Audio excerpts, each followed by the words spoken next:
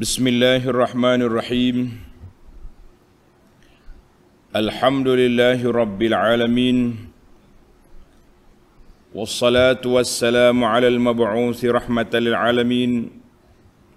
Nabiyyina wa habibina wa qudwatina Muhammad ibn Abdullah wa ala alihi wa sahbihi wa man walah. Amma ba'du. Muslimin dan muslimat, para pelajar, para jemaah, pencinta ilmu sekalian, Assalamualaikum warahmatullahi wabarakatuh. Alhamdulillah, kita teruskan pengajian kita dalam tafsir surah Az-Zukhruf, surah yang ke-43, juzuk yang ke-25.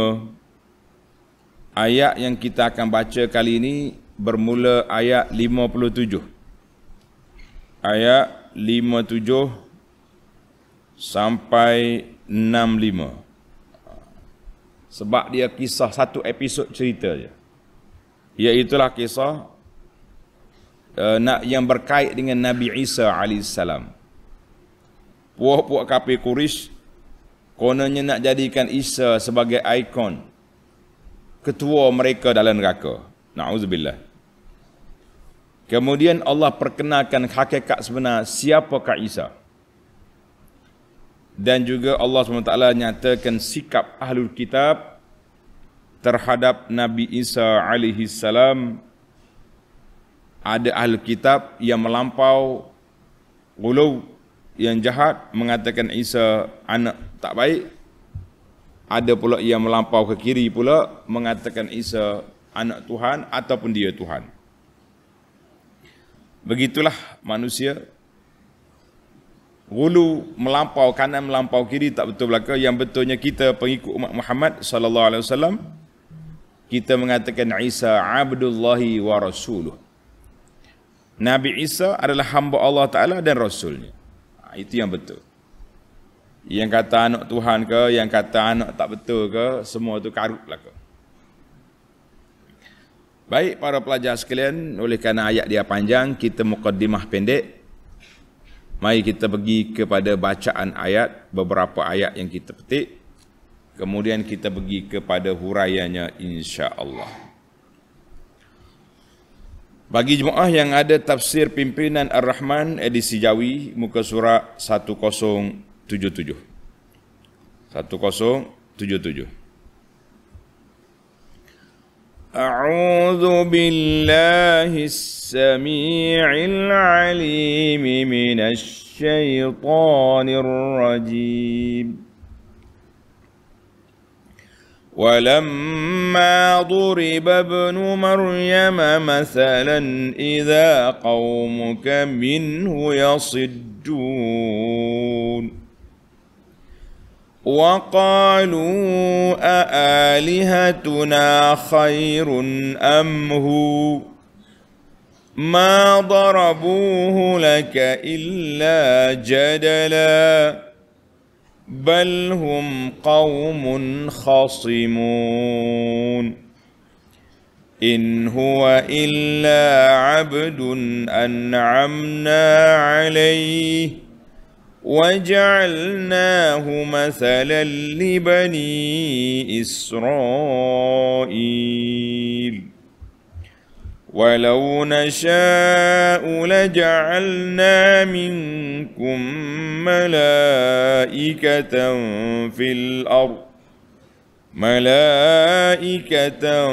فِي الْأَرْضِ يَخْلُفُونَ.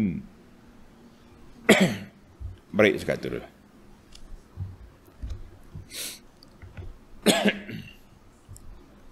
Mari kita pergi kepada terjemahan dia dan juga huraian dia.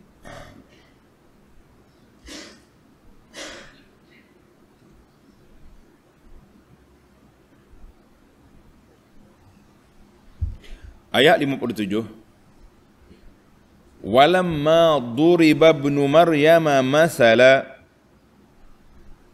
dan tatkala Nabi Isa alaihi salam anak Maryam, Isa oleh kerana dia tidak ada bapa, maka dia bin kepada mak. Kita yang ada ayah, bin ke ayah. Tak payah bin ke mak. Tatkala Nabi Isa anak Maryam dikemukakan sebagai satu misal perbandingan, puak-puak kafir guna nama Nabi Isa untuk nak bantah Nabi, untuk membantahmu wahai Muhammad sallallahu alaihi wasallam. Tiba-tiba kaummu dengan sebab itu bersorak-sorak kesukaan, gembira, kerana mereka menganggap bahawa mereka telah menang. Apa cerita ni? Kita tengok munasabatul ayah 5 qablaha. Munasabah ayat dulu. Tengok nota di bawah 1606. Ayat ini dan ayat yang berikutnya menggambarkan kedegilan kaum musyrik Quraisy mempertahankan penyembahan berhala. Dia nak sembah berhala, dia cari hujah lah tu. Konon-kononnya dia jumpa hujah. Semasa mendengar bahawa mereka bersama-sama dengan berhala-berhala yang mereka sembah akan dibakar dalam neraka. Jadi, mana tu ayat Quran kata, kamu dan barang benda yang kamu sembah, semua dalam neraka belaka.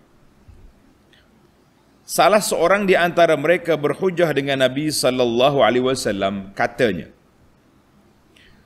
orang-orang Kristian menyembah Nabi Isa, sedang engkau wahai Muhammad sallallahu alaihi wasallam, kita kata, mengatakan Isa itu nabi, lagi seorang hamba Allah yang soleh. Kalaulah dia disembah akan masuk dalam neraka, maka kami rela supaya kami dan berhala-berhala kami turut serta bersama-sama dengan Isa dalam neraka. Mendengarkan hujah yang demikian, kaum musyrik bersorak beramai-ramai kesukaan, happy dia, seolah-olah dia jumpa hujah.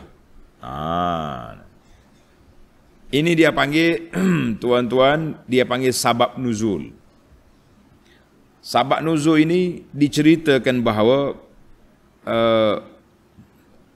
puak-puak kafir inilah daripada Ibnu Abbas radhiyallahu anhuma. Maknanya bila Nabi cerita kepada puak dia, baca ayat Quran bahawa benda yang kamu sembah ni sekali dari neraka belaka. Jadi puak kafir pun hujahlah konon-kononnya. Dia kata apa? Dia kata oleh kerana Isa disembah oleh puak Kristian, maka Isa sekali dengan kita dalam neraka juga. Sukalah tu. Konon-kononnya sukalah dia. Cerita sabab nuzul ni daripada Ibn Abbas diriwayat oleh Imam Ahmad, At-Tahawi dan At-Tabarani, wa sahhaha isnadahu Ahmad Syakir wa ghairuhu minal mu'asirin, mengatakan sanad dia baik. Alhamdulillah. Satu lagi cerita daripada Ibnu Abbas juga cerita ni. Seorang yang bernama Abdullah bin Az-Ziba'ra. Kalau boleh tulis ni kemah. Tulis Abdullah bin Az-Ziba'ra. Dia mari jumpa Nabi sallallahu alaihi wasallam. Dia kata, ya Muhammad, kamu sangka, mu kata Allah Ta'ala sebut dalam Quran surah Al-Anbiya ayat 98, surah Al-Anbiya ayat 98, innakum wa ma ta'buduna min dunillahi hasabu jahannam antum laha waridun. Kamu dan sembahan-sembahan yang kamu sembah lain daripada Allah, semuanya akan jadi bahan bakar neraka Jahannam belaka. Kata di Ibnu Ziba'ra, matahari telah disembah oleh orang, bulan telah disembah oleh orang, malaikat telah disembah, Uzair disembah, Isa disembah. Awa kullu haula'i finnar, adakah semua makhluk-makhluk ini akan dicampur dalam neraka bersama dengan Tuhan-Tuhan kita.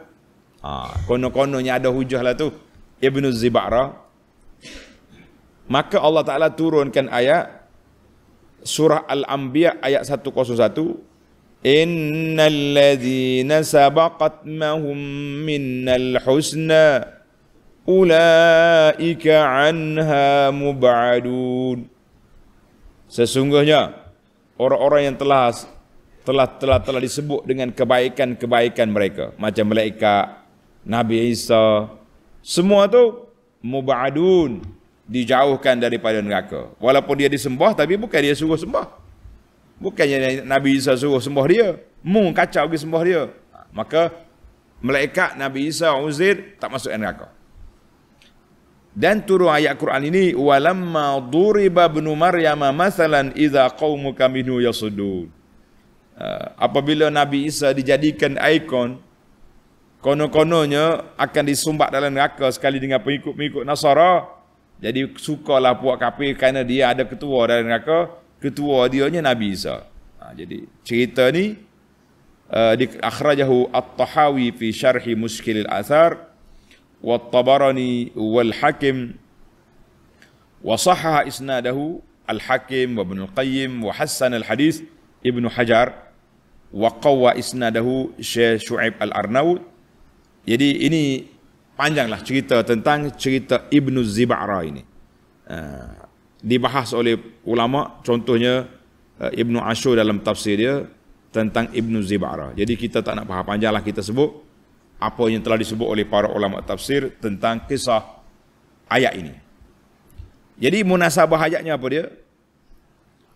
Munasabah ayatnya puak kafir ni telah melakukan syirik yang banyak dalam surah ini. Tuan-tuan tanda. Surah ni saja ada 4. Ayat 15, surah Zukhruf ayat 15 dia kata apa? Wa ja'alu lahu min ibadihi juz'a. Mereka puak kafir kata sebahagian daripada makhluk itu anak Tuhan. 1.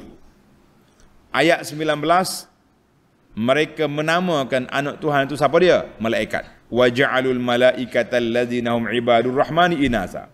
Malaikat. Yang ketiga, kufur yang ketiga, ayat 20, wa qalu law syaa'a ar-rahmanu ma 'abadnahu. Kalau Tuhan kehendaki kami tak sembah berhala-berhala tu. Tapi oleh kerana Tuhan izin kita sembah. Jahat.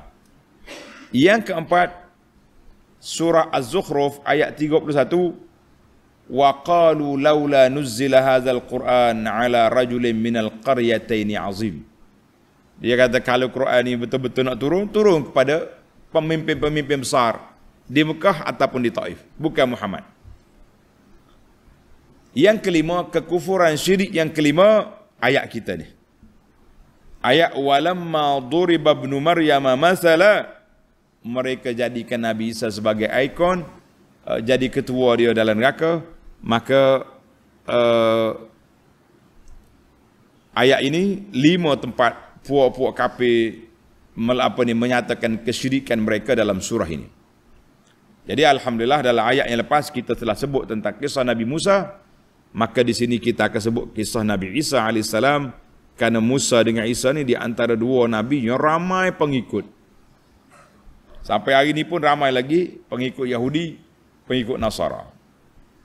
Mari kita pergi kepada tafsir ayat satu-satu. Maknanya puak-puak kafir jadikan Nabi Isa sebagai contoh kepada Tuhan-Tuhan yang disembah lain daripada Allah Azza wa Jalla. Dia katalah, maka Nabi Isa dia tak suruh sembah dia, tak jadilah. Mari berhujahlah dia, suka puak-puak dia kafir. Sebab apa? Konon-kononnya mereka mendapat hujah untuk lawan Nabi sallallahu alaihi wasallam. Kita kata kononnya sebab benda tak betul. Benda tak betul kena kata konon lah. Benda tak, orang panggil jalan tak betul, kan? Tidak jelas kepada kita tentang perjalanan apa yang mereka nak buat. Baik, para pelajar sekalian. Ayat 58. Wa qalu aalihatuna khairun amhu. Dan mereka berkata lagi, Manakah yang lebih baik? Dia coba nak banding. Wa qala ulaikal musyrikun. Buat kafir itu kata apa? Manakah lebih baik? Benda-benda yang kami sembah atau Isa? Hai. Ma darabuhu laka illa jadala. Dan sebenarnya tidaklah mereka mengemukakan perbandingan itu kepadamu, wahai Muhammad. Kita kata sallallahu alaihi wasallam, melainkan kerana membantah semata-mata, bukan kerana mencari kebenaran. Dia kalau nak cari kebenaran, dia akan jumpa. Tapi sebab dia mari balah ya, mari kelahi, mari nak bantah ya, konon-kononnya mereka ada hujah untuk lawan Nabi, maka mereka tak akan dapat rahmat hidayah dari Allah. Balhum qaumun khasimun, bahkan mereka itu ialah kaum yang suka sekali bertengkar, berkelahi. Jadi buat kafir ni suka balah ya. Mari konon-kononnya, konon-kononnya apa? Dia boleh hujah nak lawan Nabi sallallahu alaihi wasallam, sebagaimana sangkaan Ibnu Zib'ara bahawa bila Nabi beritahu puak-puak kafir dan bahan sembah dan neraka, dia kata termasuklah Isa sekali. Malaikat sekali. Allahu Akbar. Puak-puak kafir ni gitulah dia. Khasimun. Kawan khasimun, dia cuba nak cari hujah. Apa saja hujah yang dia boleh buat, maka mereka akan cuba lawan. Kita hari ni pun sama juga. Orang-orang yang tak setuju, orang-orang yang berkelahi ni, dia panggil troll. Ni bahasa sekarang, bahasa troll. Maknanya apa saja yang dia boleh guna hujah untuk nak jatuhkan lawan, dia guna. Kadang-kadang hujah bodoh ya, tak betul pun. Ataupun hujah fitnah, pakai juga. Di antara punca fitnah zaman kita hari ni, iaitulah potong video tak habis. Ni punca fitnah. Orang ni tengah syarah, cerita tentang kata-kata orang kafir. Kita nukilkan. Dia pergi potong, tengok ustaz tu kata. Kafir lah kawan tu. Orang kata ini kata-kata orang. Kata-kata orang kafir. Sudah. Ustaz ni mengajar bab fiqh. Dia kata seorang suami kata kepada isterinya, aku cerailah kamu. Dia pergi kerak kata-kata tu, ustaz ni cerai bini dia. Punya haru. Sebab itulah dalam hadis Nabi SAW sebut, hadis yang riwayat oleh Sayyidah Aisyah radhiyallahu anha, qala sallallahu alaihi wasallam, Nabi kata, inna abghadar rijal ila Allah al-aladul khasim. Al-aladul khasim. Orang di antara orang yang paling dibenci oleh Allah Azza wa Jalla siapa? Al-aladul khasimu ay syadidul khusumah. Orang yang suka berbantah, suka berbalah. Apa saja berbalah belaka. Zaman kita ini kita suka troll orang lah. Ambil video cakap orang tak habis. Dia ni kata gini, ulas, condemn, komen. Bila dia komen di Facebook dia, netizen dia, pengikut dia, pentaksub dia, cincang habis. Kita kata ini di antara aladul khasim zaman kita ini, di antaranya duk teruk orang. Jangan hati-hati. Kalau debat macam mana pula debat? Kalau berdebat nak mencari hujah, nak mengemukakan pandangan, ada. Dengan sebab itu dibenarkan. Sebab itulah dia kata bukan semua benda itu tak boleh, tapi al-khusumah, perbalahan yang tidak membawa faedah. Kerja dia duk balah menimbulkan fitnah, itu yang tidak boleh. Sebab ada dalam Quran kata wajadilhum billati hiya ahsan. Kalau peringkat kena mujadalah, kena berdebat, kena berdialog, kita kena dialog. Tapi masalahnya cakap seorang itu sedap. Tak, gomo sana, gomo sini. Boleh maik di masjid kat buat fitnah kepada orang macam-macam tuduhan. Kalau orang tak kata pun dia kata, kita kata itulah manusia yang berhati-hati bermasalah. Kata di seorang penulis, angkara kalbu kotor. Yang lain-lain itu ikut sama. Allahu Akbar. Baik. Ayat 59. In huwa illa 'abdun an'amna 'alaihi wa ja'alnahu mathalan li bani Israil. Nabi Isa alaihi wa ala nabiyyina salatu wassalam itu tidak lain hanyalah seorang hamba yang kami telah kurniakan nikmat kepadanya dengan pangkat Nabi. Isa ni hamba Allah Ta'ala yang ada pangkat Nabi. Wa ja'alnahu, dan kami jadikan dia satu misal contoh kekuasaan kami yang menakjubkan. Apa dia menakjubkan? Tengok nota. Lahir tanpa bapa dan diberi pula berbagai mukjizat yang jelas nyata. Orang sakit kulit dia gosok, masaha. Comel mula kulit dia. Orang mati boleh cakap dengan dia. Pakcik ni mati, tak sempat nak royak, nak maklumkan di mana dia simpan harta. Contohnya, Isa, ayah aku mati. Isa pergi tepuk pakcik. Ya. Kita kalau cakap pakcik, ya lari. Hatu dah. Berhantu dia. Itu di antara mukjizat Nabi Isa AS. Allah beri pada dia. Mukjizat yang menakjubkan bagi kaum Bani Israel. Nabi Isa ni, Allah Ta'ala beri kepada dia beberapa keajaiban dan benda-benda mukjizat untuk menjadi hujah kepada Bani Israel. Ni Bani Israel kena Isa tu siapa? Dia bukannya Tuhan, dia bukan anak Tuhan, dia makhluk Allah. Tapi Allah Ta'ala cerita tentang Nabi Isa, seorang manusia yang ajaib, yang pelik. Sebagai apa? Sebagai tanda keagungan kekuasaan Allah, sebagaimana Allah Ta'ala sebut dalam surah Al-Mu'minun.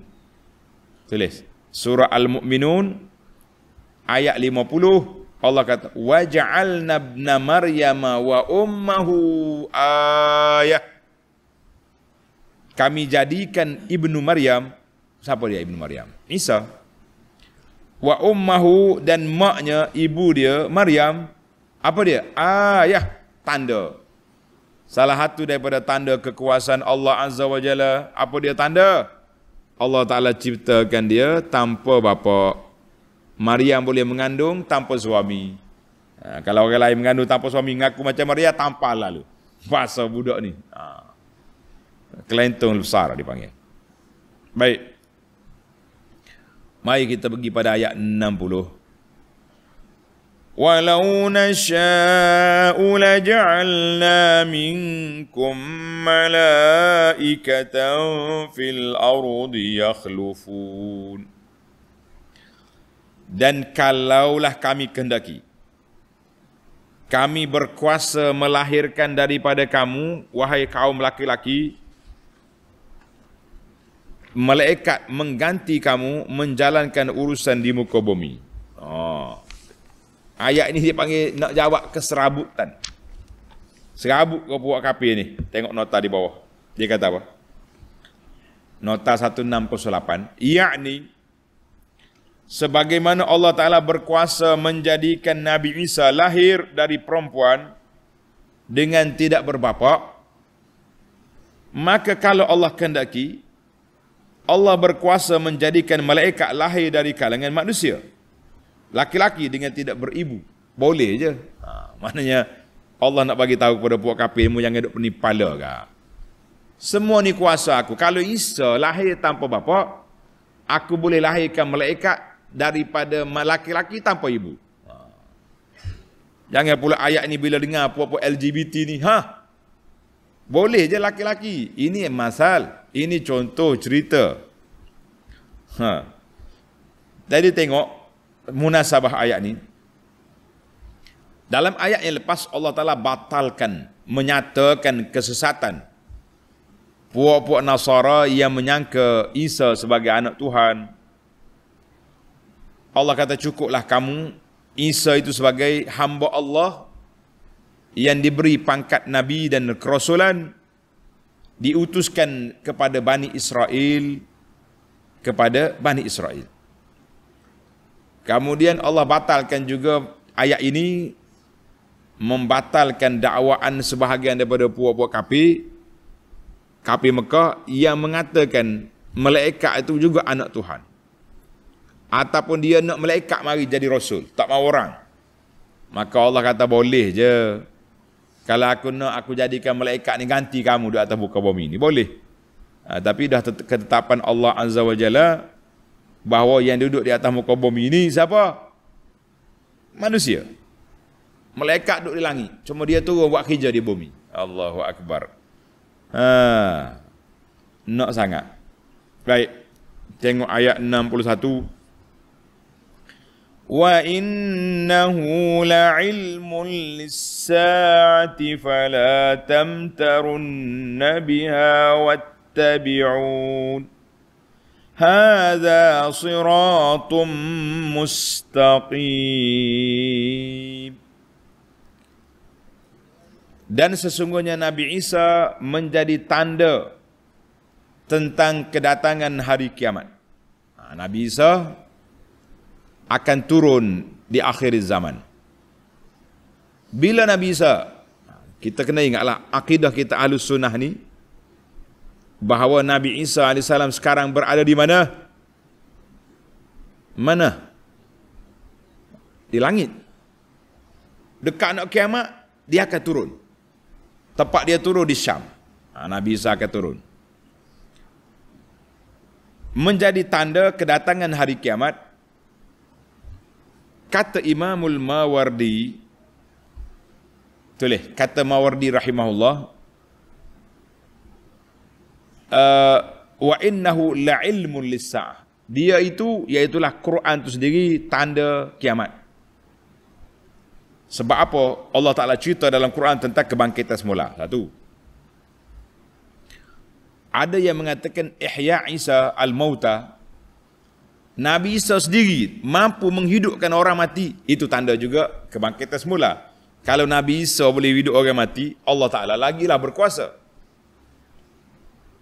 Yang ketiga, anna khuruja Isa, keluarnya Nabi Isa itu menjadi tanda hampirnya kiamat. Jadi ayat ini 3 tafsir. Mawardi kata 3 tafsir. Ada kata wa innahu ay Quran. Ada kata wa innahu Isa, perbuatan Nabi Isa sendiri gitu. Ada kata wa innahu ay turunnya Isa di akhir zaman menjadi tanda kiamat. Nah, maka ayat ini kata wa in fala tamtarunna biha, maka janganlah kamu ragu-ragu tentang hari kiamat itu.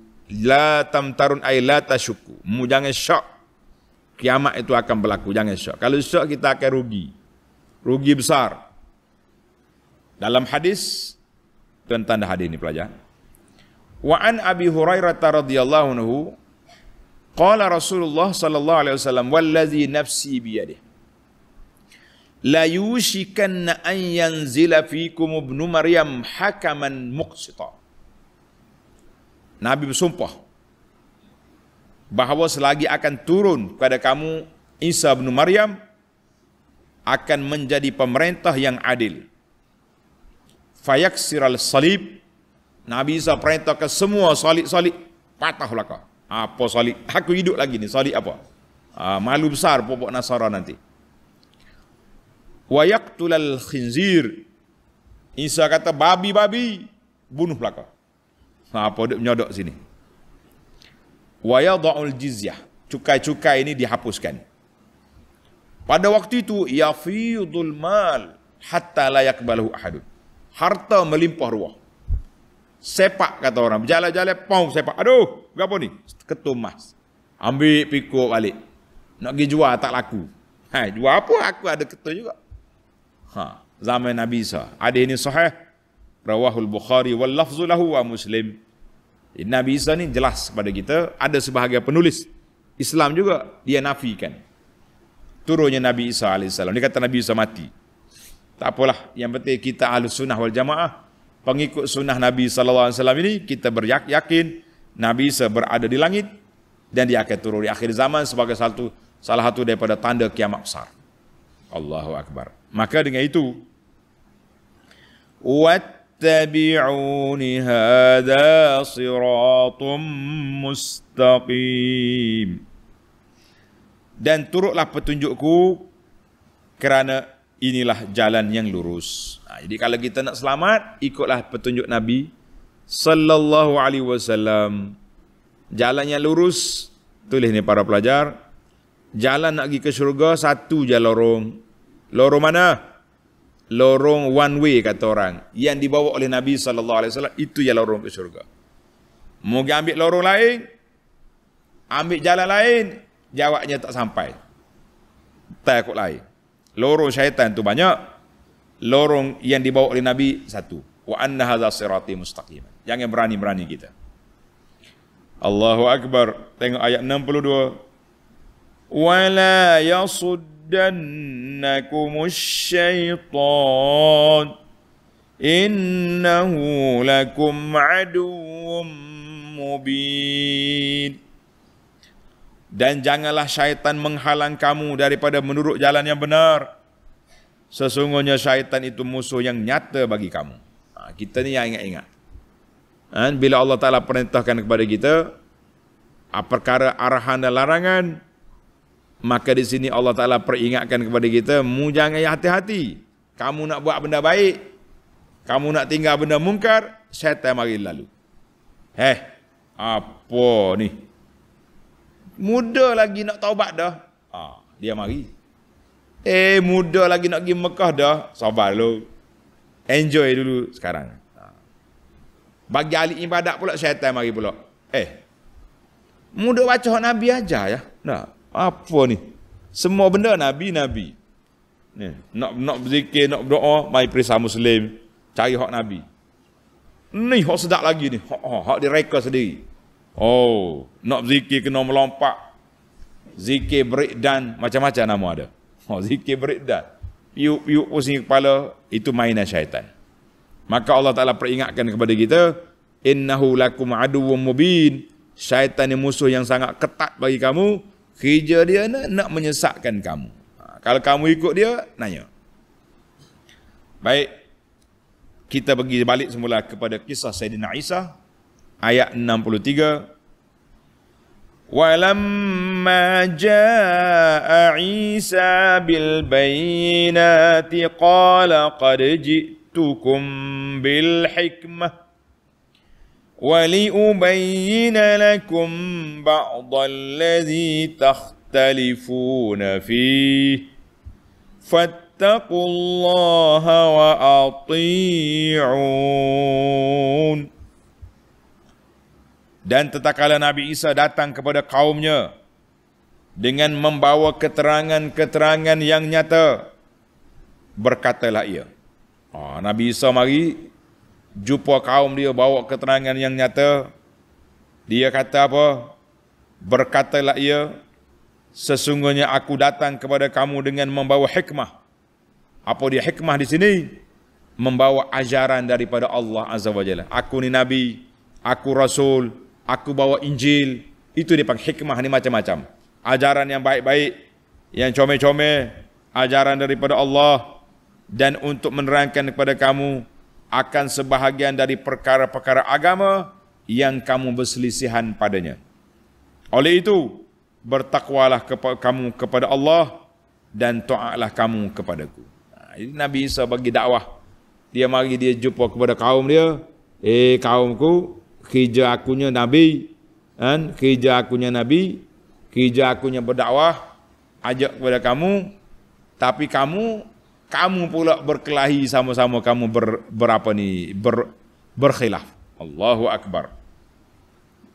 Maka Nabi Isa bawa mari hikmah di sini dengan makna ilmu, al-amal, Taurat, Injil, semua itu hikmah.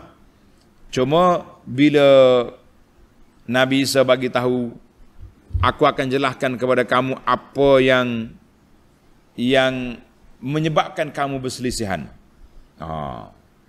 Jadi kata Syekh Ibnu Atiyah rahimahullah, anal ikhtilafin bainan nas, berbezanya pandangan manusia ni dalam banyak perkara.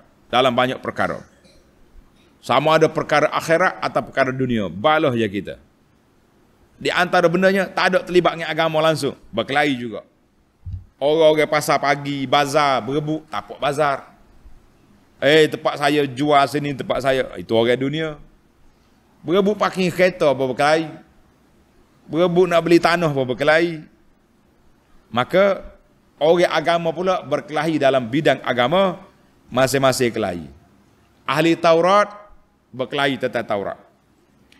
Oleh Injil berkelahi tentang Injil. Ahlul Quran juga berkelahi sama-sama kita. Di antara ayat-ayat yang Allah Ta'ala turunkan ini, nak beriman ke? Tak boleh. Az-zahiru ghairu murad. Yang zahir itu bukan maksud. Jadi dia pandai daripada Nabi dalam menafsirkan ayat Quran. Kita mengatakan itulah khilaf itu khilaf yang berlaku. Sampai bila-bila pun berlaku khilaf, maka Nabi Isa kata apa? Fattaqullaha wa ati'un. Kamu takutlah kepada Allah dan taatlah kepada perintahku. Sebab itulah anda tulis sebuah kitab. Tuan-tuan cari kitab ni menarik. Nama dia Rahmat dalam Perbezaan. Kitab Rahmat dalam Perbezaan ini, tujuan yang kita tulisnya untuk apa? Untuk nak menyatakan dunia ini penuh dengan khilaf. Dalam agamanya, dalam cita rasanya. Kedai makan pun tak sama. Orang ni suka nasi kerabu, makan sini. Suka nasi lemak, makan sini. Suka ayam goreng pun 10 jenis ada. Macam-macam ayam goreng ada. Yang penting bagi kitanya, baca kitab Rahmat dalam Perbezaan ini, mudah-mudahan ada sentuhan kepahaman yang boleh kita kurangkan jurang khilaf, kurangkan perbalahan. Tujuan kitanya, tajuk sedap, Rahmat dalam Perbezaan. Berbeza bukan makna berpecah, berbeza maknanya bercambah dia punya pemikiran. Sepatutnya begitu. Tapi apa boleh buat, kita hari ini berbeza, berkelahi. Beza, bala. Itu ya. Beza, putus hubungan. Beza, label lalu, tuduh orang macam-macam. Allahul Musta'an. Baiklah. Ayat 65, ayat yang akhir kita ni. Belum lagi, 64. Inna Allaha huwa Rabbi wa Rabbukum fa'buduh. Hada siratum mustaqim. Sesungguhnya dialah Tuhanku dan Tuhan kamu, maka sembahlah kamu akan dia. Inilah jalan yang betul dan yang lurus. Jalan betul kitanya ya. Jalan nak pergi ke syurga satu ya. Jalan mana? Ikut jalan Muhammad.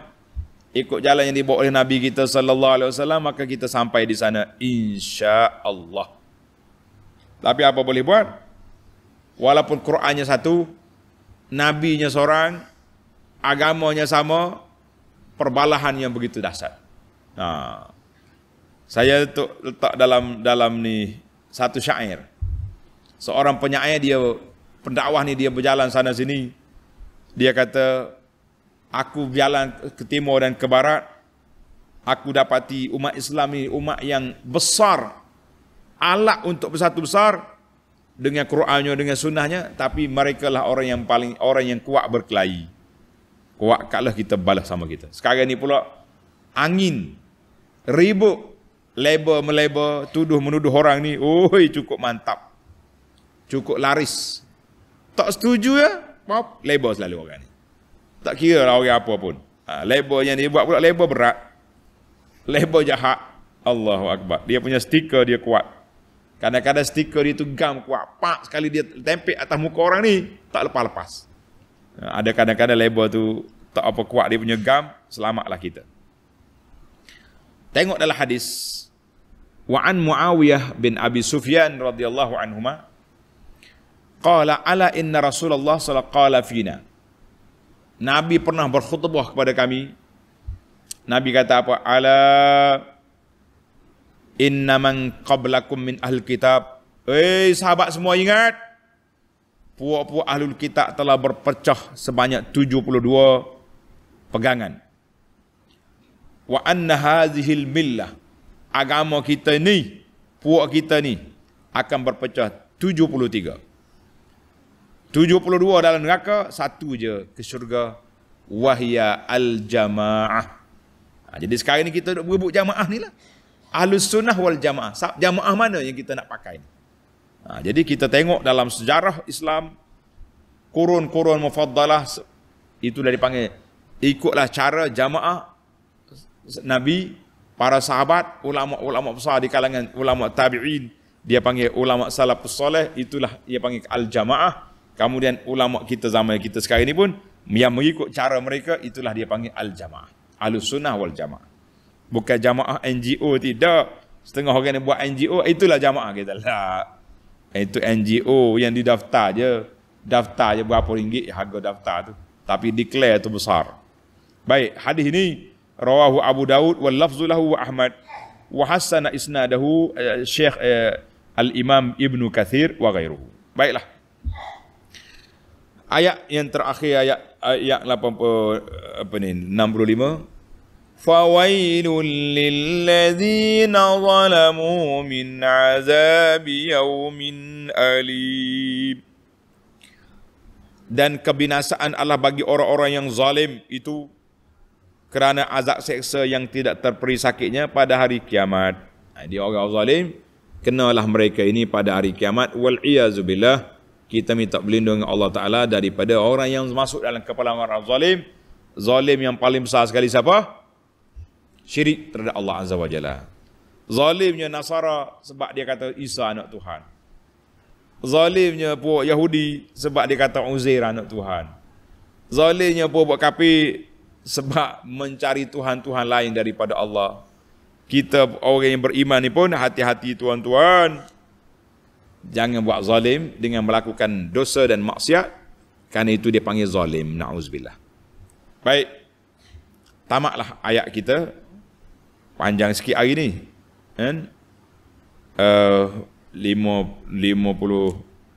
tadi. Sampai 65.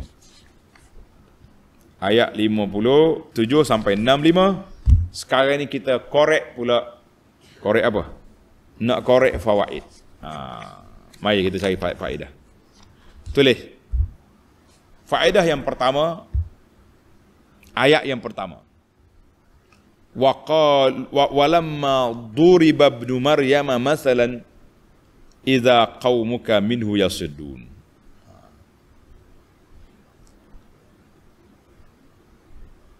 Setelah Nabi Isa dikemukakan sebagai apa?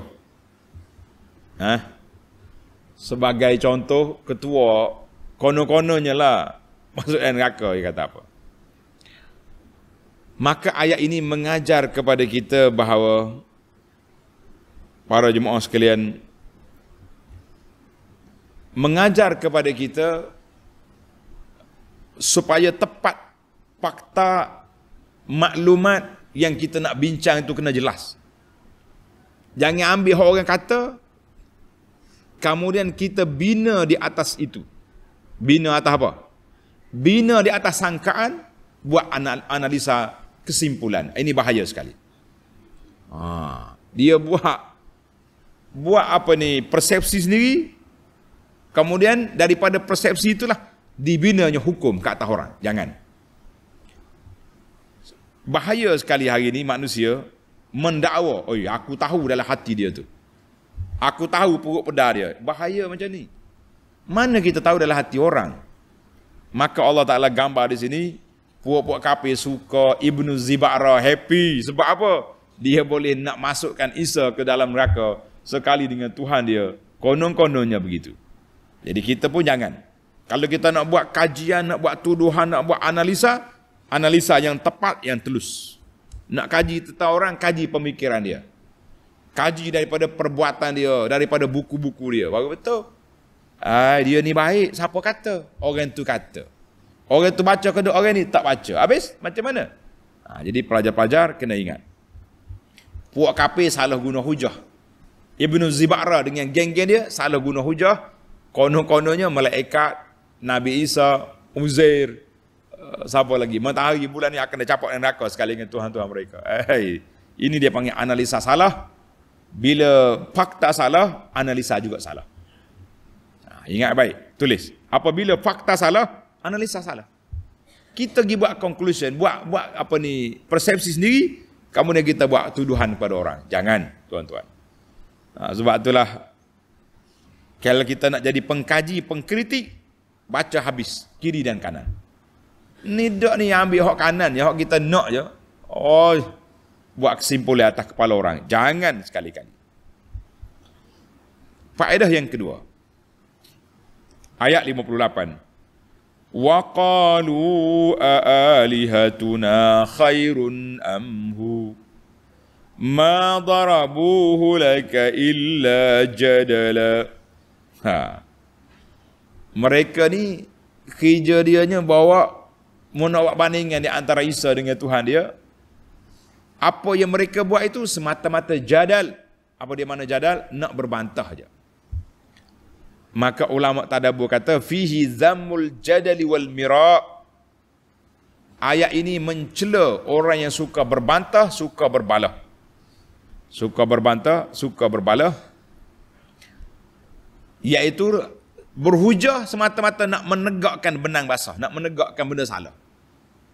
Tapi kalau kita yakin yang kita bawa ni benar, untuk mempertahankan sunnah Nabi SAW, untuk mempertahankan kesucian Ahlus Sunnah wal Jamaah, maka kita kena walaupun berdebat, kita kena debat. Berdialog, kita kena dialog. Lah ustaz ni suka dialog bawa hadis mari. Bawa hadis mari. Siapa dia meninggalkan mirak walaupun dia betul, kita kata tengok keadaan lah. Tapi kalau dalam bab agama, tidak kena hadis itu dalam bab agama. Sebab mempertahankan agama, kewajipan kita. Saya tak boleh nak orang yang mampu dipersilakan. Sebab dalam bab jidal ni bukan semua orang mampu, ada orang tak boleh nak bercakap, dia gugup, gagap macam-macam. Baik. Kenapa dalam ayat ini Tuhan kata ma darabuhu? Mereka bukan mari buat bandingan. Yang mari jumpa Nabi itu Ibnu Ziba'rah. Tapi kenapa dia guna lapak jamak darabuhu, mereka? Menarik bahasa Arab. Jawab dianya uslub lughah Arabiyah, gaya bahasa Arab itu menyandarkan satu perbuatan seorang kepada kumpulan dia. Seorang yang bercakap tapi mewakili kumpulan Quraisy. Ibnu Ziba'rah itu mewakili puak dia, puak kafir. Yang kedua, semua geng-geng kafir setuju dengan apa yang telah dibawa oleh Ibnu Ziba'rah tentang Isa. Jadi oleh kerana dia setuju, kita pun masuk semua sekali puak dia. Itu istilah. Ini dia panggil uslub Arabi, al-lughah al-Arabiyah. Uslub al-lughah al-Arabiyah. Masya Allah, tabarakallah. Tengok dalam ayat ni Tuhan, yang ketiga, Allah kata apa? Qauluhu ta'ala, in huwa illa abdun an'amna alaihi wa ja'alnahu masalan li bani Israel. Nabi Isa itu kami jadikan contoh utusan Allah Ta'ala kepada Bani Israel. Kepada Bani Israel. Tengok. Dalam tafsir Ibnu Ashur, dia kata apa? Ayat ini menjadi isyarat bahawa Nabi Isa lam yub'ats illa ila Bani Israel. Nabi Isa itu dibangkit kepada Bani Israel saja. Dia tak panggil orang lain supaya ikut agama dia. Wa manittaba'uhu, siapa-siapa ikut ajaran Nabi Isa lain pada Bani Israel, fi usuril kufri wa syirki, di pada zaman puak-puak kafir, puak syirik itu, mereka hanya mengikut taklid kepada dakwah Nabi Isa, bukanlah dia ikut apa yang sepatutnya dibawa oleh Nabi Isa AS. Nabi Isa nak ajak mereka keluar daripada syirik, mereka pergi buat syirik dengan Isa pula. Jadi dalam ayat ini juga mengajar kepada kita bahawa Isa dihantar kepada Bani Israel, bukan dihantar kepada orang putih, kepada Rom, kepada mana. Orang lain ni, orang putih, orang negro, orang hitam, semua kena ikut Quran, bukan lagi ikut Taurat, bukan ikut Injil. Tapi apa boleh buat? Pakat duk pergi dengan Injil yang sudah sudah dimansuhkan dengan Quran, maka mereka berada dalam kesesatan. Baiklah. Allahu Akbar. Ayat yang seterusnya, yang keempat, tulis. Faedah yang keempat. Walamma jaa Isa bil bayyinat. Apabila Nabi Isa datang dengan bawa keterangan yang nyata, qala qad ji'tukum bil hikmah. Aku bawa ajaran yang baik. Wali ubayyina lakum ba'dal ladzi takhtalifuna fi. Aku akan ajar pada kamu sebahagian daripada apa yang kamu selisihkan. Timbul soalan di sini, lima lam yubayyin lahum kullal. Kenapa Nabi Isa tak nyata semua supaya tak selisih? Kenapa dia nyatakan sebahagian? Nah, soalan. Jawab, tulis jawapan. Jawapan satu. Manusia ni suka berkelahi, suka berkhilaf. Kadang-kadang hak dia khilaf tu bukan semua kita kena layan. Bukan semua Nabi kena layan. Maka Isa kata, ba'da, aku nyatakan sebahagian. Ada lagi dia khilaf dalam bak makan, bak ikut mula tu. Tapi yang ni kita nak nyatakan sebahagian daripada khilaf kamu. Yang kedua, anna hadzal ba'da zahir, sebahagian daripada yang zahir daripada mereka khilaf itu, annahul mutasyabih, ayat-ayat yang tak jelas, yang perlu pada pendetailan daripada Nabi. Macam kita juga, dia ada dua ayat. Dia panggil ayat muhkam, ayat mutasyabih. Jadi bila kita ni, ayat muhkam orang tahu hukum. Ayat mutasyabih yang kesamaran, yang tahunya Nabi dan orang-orang yang diajar oleh Nabi. Maka menjadi kewajipan kepada kita, yang kita tak faham, rujuk balik kepada ulama al-ummah di kalangan sahabat, ulama tabi'in dan imam-imam yang besar. Jangan dirujuk pada orang-orang yang kemudian yang terpengaruh dengan falsafah, yang terpengaruh dengan kumpulan-kumpulan yang banyak, maka dia akan lagi bertambah selaru. Na'udzubillah. Jawapan yang ketiga, Allah Ta'ala tahu kepentingan Nabi Isa menyatakan apa yang patut dinyatakan. Yang lain-lain itu orang panggil bukanlah isu besar bagi Nabi Isa AS. Jadi Nabi Isa-nya hanya menyatakan apa yang sepatut dan meninggalkan yang benda yang tak sepatut dibesarkan. Kalau semua kita ni, kalau semua benda khilaf kita nak layan, penat kita. Ni orang duk atas WhatsApp bagi saya, Ustaz, apa hukum gini, apa masalah gini. Dia duk atas video orang suruh saya komen. Saya kata bukan kerja saya duk mengomen orang. Kerja saya nya menyampaikan apa yang saya nak sampaikan daripada tafsir kita, kuliah fiqh kita, kuliah akhlak, tasawuf. Kalau kita nak komen orang kerja, ni kerja komen lah kita. Tak. Tulis kita ustaz komen. Kerja kita duk mengomen orang. Tak payah. Kita nyatakan apa yang benar, apa yang tak benar itu kita condemn, tapi nak komen seorang-seorang, kita kata itu bukan gaya kita. Tuan-tuan tengok dalam kitab kita ni, rahmat dalam perbezaan, mudah-mudahan ada manfaatnya, insya-Allah. Baik. Faedah yang kelima yang terakhir, innallaha huwa rabbi wa rabbukum fa'budu. Innallaha rabbi wa rabbukum fa'buduh, haza siratum mustaqim. Allah nyatakan bahawa inilah jalan aku, jalan yang benar. Annas siratal mustaqim, jalan yang benar hanya satu, iaitulah mengabdikan diri kepada Allah Azza wa Jalla, mengikut syariat Nabi sallallahu alaihi wasallam. Habis cerita. Kalau dia ikut jalan lain lagi, berat kita. Ikut jalan yang direka oleh orang, berat. Itulah kita kata orang boleh reka makan minum, nak buat warna apa, boleh reka kereta berapa tayar, tapi dalam bab ibadat bukan kerja kita merekakan ibadat, kerja kita ittiba', mengikut apa yang telah disyariatkan oleh Allah. Allahu Akbar. Baiklah, sebagai kesimpulan, kisah Nabi Isa AS dengan kaumnya itu sebagai perhatian bahawa orang yang duduk dalam kumpulan yang sesat menyokong mereka, bersama dengan mereka, maka dia sesatkan dia orang itu juga. Jangan main-main. Sebab itulah Nabi Isa AS cuba nak mengeluarkan Bani Israel, tapi Bani Israel telah lari. Mereka sendiri, ajaran-ajaran yang telah diajar Allah Ta'ala, ibtada'uha, mereka yang telah diajar oleh Nabi Isa AS, maka sesatlah mereka sampai bila-bila. tamatlah kita insya-Allah. Para pelajar sekalian, kita akan sambung lagi ayat 66 dalam siri yang akan datang insya-Allah. Subhanakallahumma wa bihamdika asyhadu an la ilaha illa anta astaghfiruka wa atubu ilaik.